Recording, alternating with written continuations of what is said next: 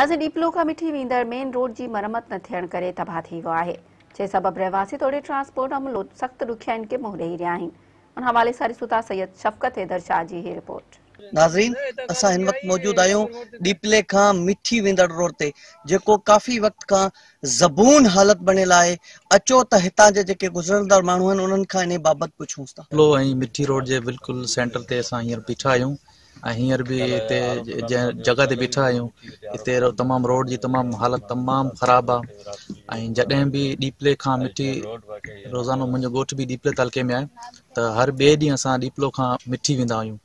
त रोड तमामु मुश्किलातुनि जे करे, इलाही मुश्किलात हिकिड़ो टाइम ते पुॼी न सघंदा आहियूं। ॿिजो पेशेंट्स सां वॾो मसइलो आहे। जॾहिं बि को एमरजेंसी वारो पेशेंट हूंदो आहे त मिठी पुॼण में असांखे तक़रीबन कलाक लॻी वेंदो आहे।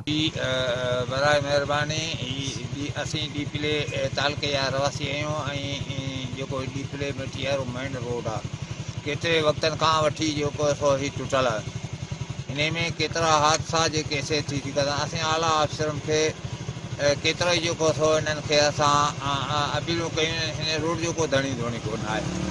काफ़ी रिपेयरिंग जे मटीरियल में पैसा मिलनि था, पर उन्हनि जा लोकल MP MLA खायो था वञनि या ख़बर न आहे ऑफिसर खायो था वञनि।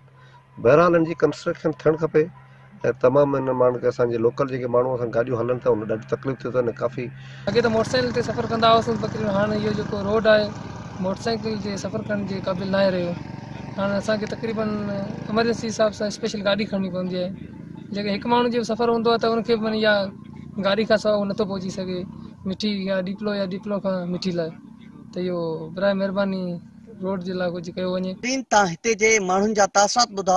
इन्हनि जो चवणु हुयो त ही रोड काफ़ी वक्त खां टुटल हुजण जे करे जेके छोकिरा स्कूल पढ़ण वञनि था उन्हनि खे बि ॾुखियाईं थियनि थियूं ऐं मरीज़ वठी था जे अगरि मिठी वञनि था, सीरियस मरीज़ हुजे थो त उनखे डीपले खां अगरि मिठी रेफर करणो थो पवे त मिठी पहुचण ते हुनजी इहो कंडीशन थी वञे जो हुनखे हैदराबाद रेफर करणु मजबूरी थी वञे।